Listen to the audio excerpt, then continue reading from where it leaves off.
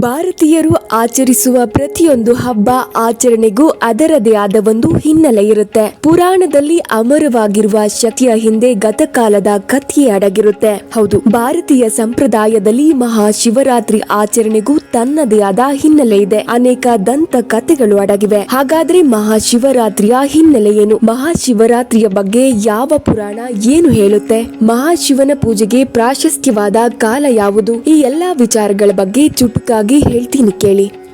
ಮಹಾದೇವನು ಪಾರ್ವತಿ ದೇವಿಯನ್ನ ವಿವಾಹವಾದ ಸುಂದರವಾದ ದಿನವನ್ನೇ ಮಹಾಶಿವರಾತ್ರಿ ಎಂದು ಕರೀತಾರೆ. ಮಾಘ ಮಾಸದ ಬಹುಳ ಚತುರ್ದಶಿಯ ರಾತ್ರಿಯಂದು ಮಹಾದೇವನು ಪಾರ್ವತಿ ದೇವಿಯನ್ನ ಕೈ ಹಿಡಿದನಂತೆ. ಹೀಗಾಗಿ ಆ ದಿನ ರಾತ್ರಿ ದೇವಾನು ದೇವತೆಗಳೆಲ್ಲ ಜಾಗರಣೆ ಮಾಡಿ ಗಿರಿಜಾ ಕಲ್ಯಾಣವನ್ನ ವೀಕ್ಷಣೆ ಮಾಡ್ತಾರೆ. ಶಿವ ಪಾರ್ವತಿಯನ್ನ ಅವರೆಲ್ಲ ಪೂಜಿಸಿದರಂತೆ. ಆ ದಿನ ರಾತ್ರಿಯೇ ಮುಂದೆ ಮಹಾಶಿವರಾತ್ರಿ ಆಯಿತು ಎಂಬುದು ಪ್ರತೀತಿ. ಇನ್ನು ದೇವತೆಗಳು ಮತ್ತು ಅಸುರರ ನಡುವೆ ಸಮುದ್ರ ಮಂಥನ ನಡೆದಾಗ ಅಲ್ಲಿ ವಿಷ ಉದ್ಭವವಾಗುತ್ತೆ. ಆ ವಿಷವನ್ನ ನೀಲಕಂಠನು ಕುಡಿಯುತ್ತಾನೆ. ಆಗ ಪತಿಯ ಕಷ್ಟಕ್ಕೆ ಓಡೋಡಿ ಬಂದ ಪಾರ್ವತಿಯು ವಿಷವು ಶಿವನ ಗಂಟಲೊಳಗೆ ಇಳಿಯದಂತೆ ಇಡೀ ರಾತ್ರಿ ತಡೆದು ಹಿಡಿಯುತ್ತಾಳೆ. ಆ ರಾತ್ರಿಯೇ ಮುಂದೆ ಶಿವರಾತ್ರಿ ಆಯ್ತು ಎನ್ನುತ್ತೆ ಶಿವಪುರಾಣ.